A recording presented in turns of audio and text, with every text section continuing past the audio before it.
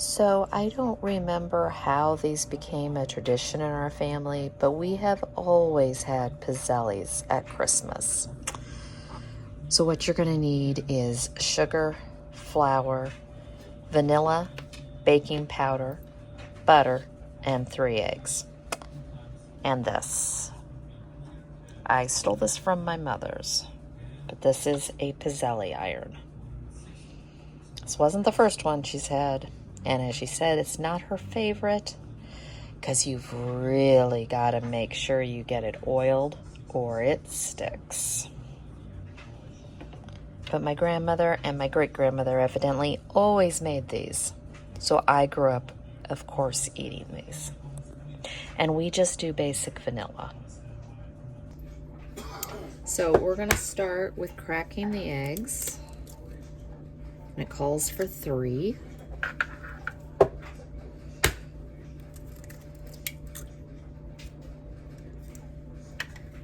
There it is.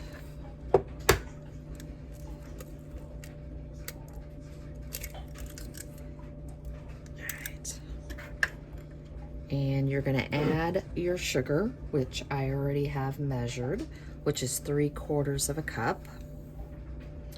And this is what you're going to beat up for 2 to 3 minutes.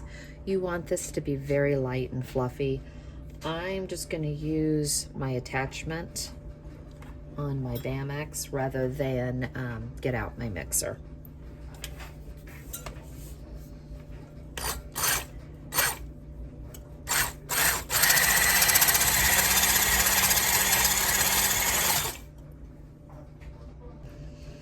As you will see, I've gotten it to a much lighter and it's very fluffy. So this is when you start drizzling in the butter.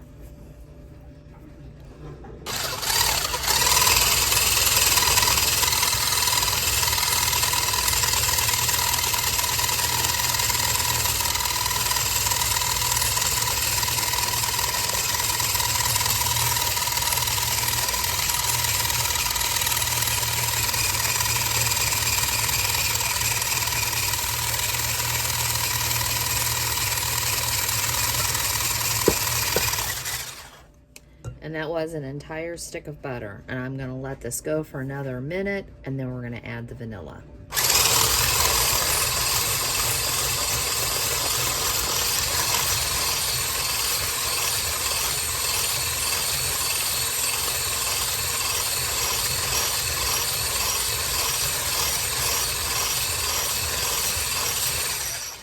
Okay, maybe 30 seconds. And then it calls for a teaspoon of vanilla, and I'm just gonna eyeball it.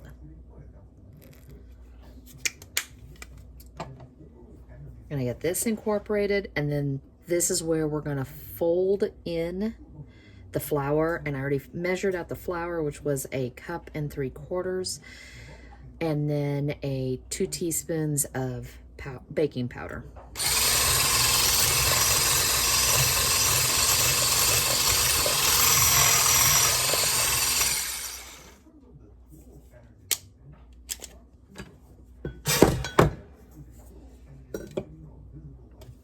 And I called it a Bamex earlier. It's my immersion blender, but it just has a different attachment. So this is where we're going to start folding in the flour.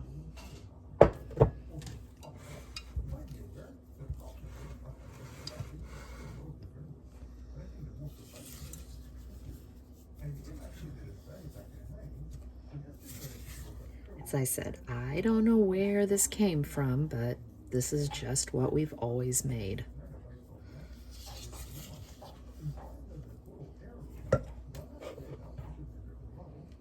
And I've bought them before, and they are not the same.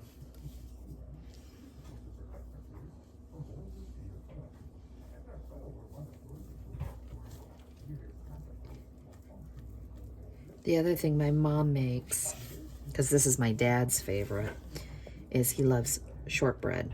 So she has actually bought the shortbread molds and makes shortbread. Kind of like the Walker that you can buy. That's what my dad seems to absolutely love. He hasn't gotten it for a while now, but it's one of his favorites. It's funny how doing some of these traditions makes you remember stories and times.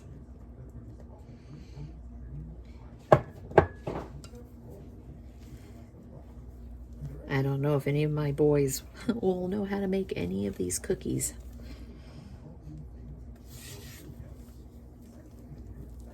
I have to work on wives. My oldest son's married. His wife would not appreciate that. She prefers not to cook. And they live in New York, so they go out a lot. And they cook at home too. But she has her own traditions.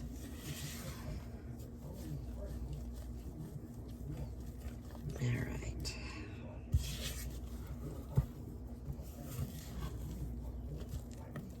I'm just going to keep incorporating the rest of this. So I've got it up to temp, and as my mom says, you always sacrifice the first batch of cookies. So we're just going to add, made a mess here.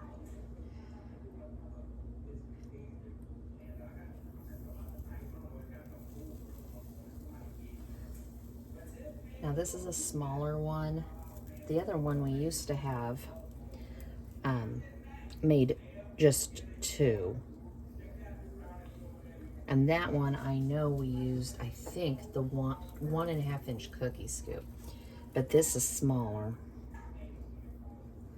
And it makes the 3.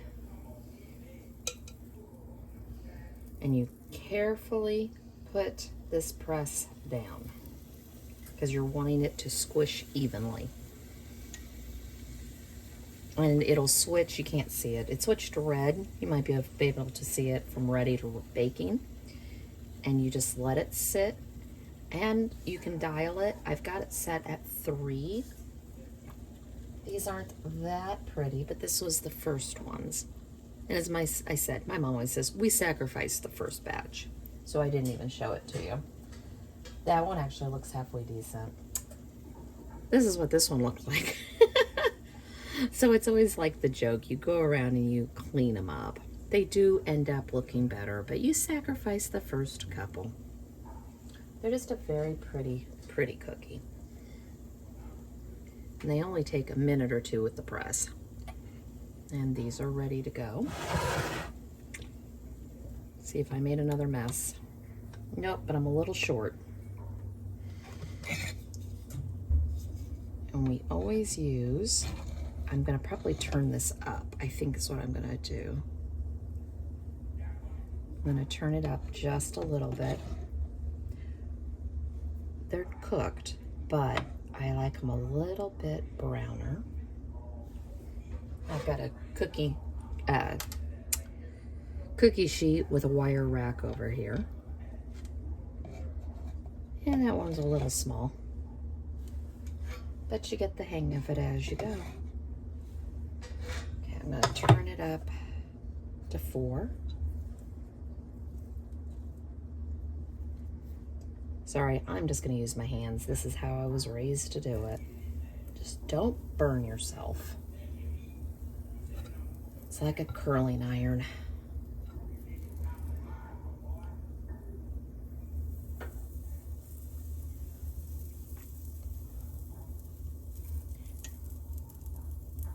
There's no exact science, but as I said, you carefully lower the lid. And it's already baking. It's gone to the red. It will time it, and you'll pull it back up. I remember as a little kid, I had to watch the timer, and we would set it. And I want to say it was 30 seconds to 45 seconds. But we would always make these, and we'd make butter cookies. And we'd make the Russian tea cakes.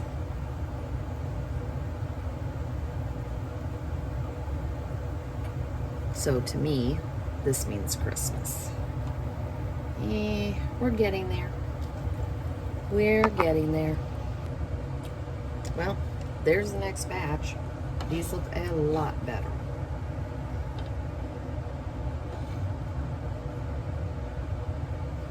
Just put them over here on the cooling rack.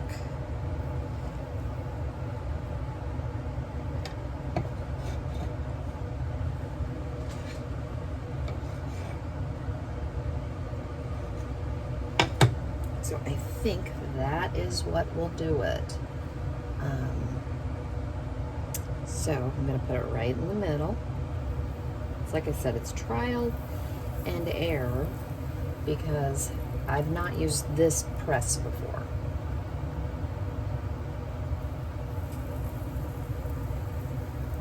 It's silly for me to go out and buy one when my mother has one sitting in a cabinet. I feel like I got that one just a little too thick. And as I said, go slow and make sure you press it all the way down.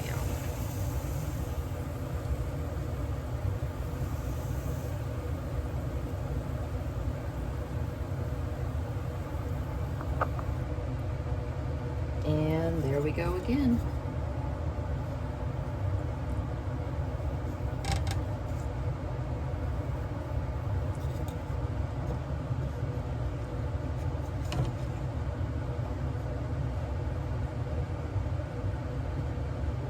They are a very pretty, very light, delicate cookie.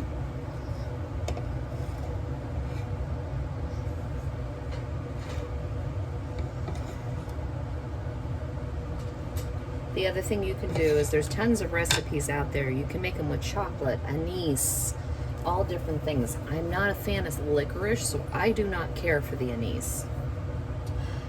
The other thing to finish these you can do is you can sprinkle them with some powdered sugar. Traditionally, for us, we never did. I didn't even know that was a thing. So if that tells you. But it's just a fun little thing. And these aren't just for Christmas. These are all year round.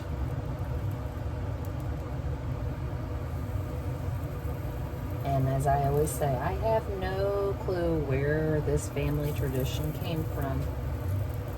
I am French, and I am Scottish, and I am English.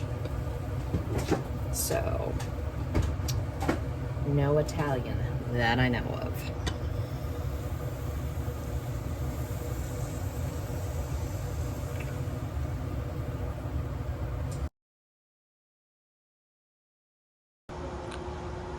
So I'm going to make, they've been called everything from pecan balls to Russian tea cakes to Mexican wedding cakes. But we've got pecans, butter. Now I'm using salted butter, so I'm not adding salt to it. The recipe calls for salt, but as I said, I'm using salted butter. We always use vanilla. A lot of them call for cinnamon. Flour, sugar, and then you roll them after you bake them in the powdered sugar. And you make them in a food processor.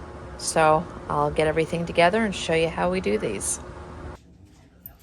Okay, so I've got my food processor, and I've got the pecan halves, and we are just going to measure out 1 cup of pecans.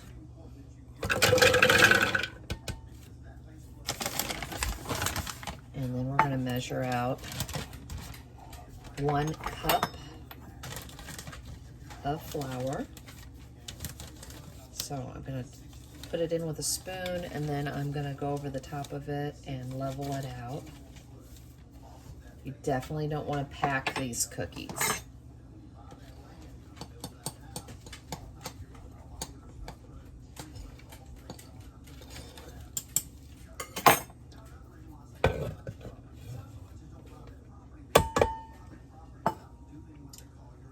I've already measured out 1/4 cup of sugar.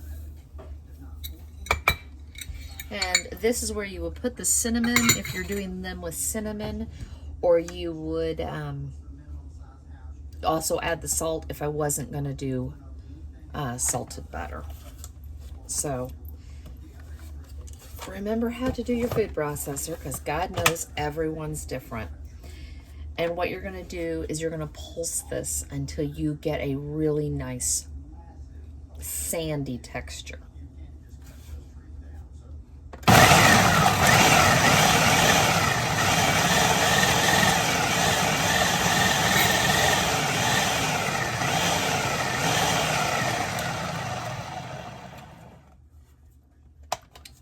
Take the lid off. I want to go a couple more times.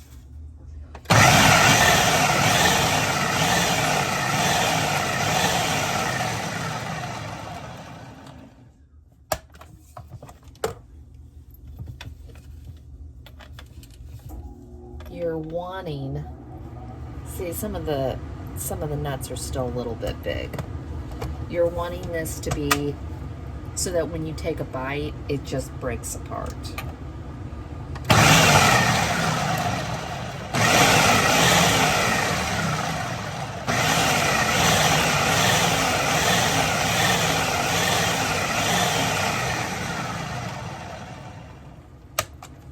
And at the same time, you don't want to make a butter. Almost there. Sorry for this being so obnoxiously loud.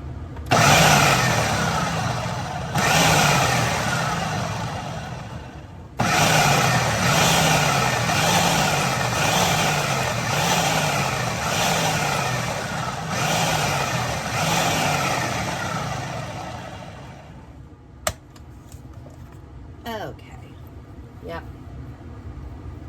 that is a lot better. So at this point, I am going to add, I have a little bit of vanilla left in here.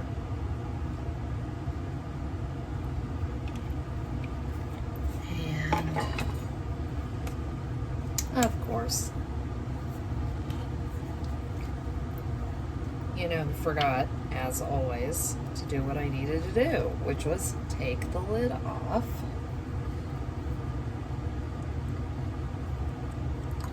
The new container. There we go. About a teaspoon's really all you want. And then my butter is room temperature. Really soft though, but I have broken it apart. It's all cut up, but a little hard to move around because it is that soft.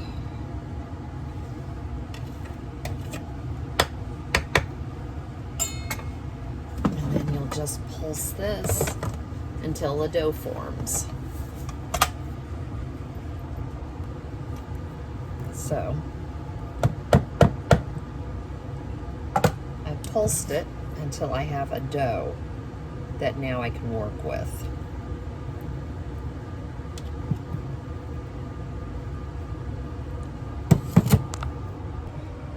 So I got it into another bowl. At this point, I'm gonna put plastic wrap over this. We have to chill this for at least 20 to 30 minutes.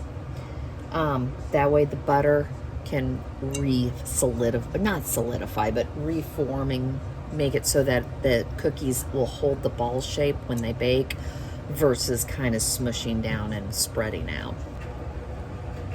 So once your dough has cooled, get a cookie scoop. I've got, it says a 1 inch, I've got a 1.5, so I'm just going to take the 1.5 and take some out of it. So you just scoop it and make little round balls. Now I am using the parchment paper on top of my cookie sheet just to try to make it a little bit less of a mess. But I just scoop it into my hands. It's still soft enough that it just forms a, And these aren't going to spread. So that is not an issue. And you're going to bake these at 325. It says 20 to 25 minutes. I always err on the side of 15, and then I sit there and limp them along a little bit, because you don't want these cookies to dry out.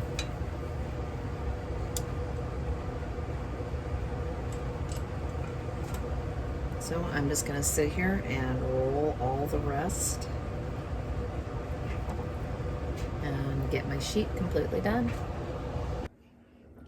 So after 25 minutes, they're just nicely light brown on the bottom, and you are going to, they're still a little bit warm. And I swear that's the key to this, is you do them once, and then you'll do them a second time, because you want the powdered sugar.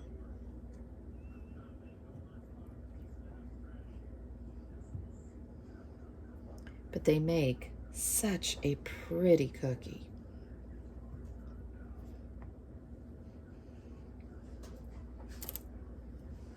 And that's all there is to these. But they are so delicious. You really need to give these a try.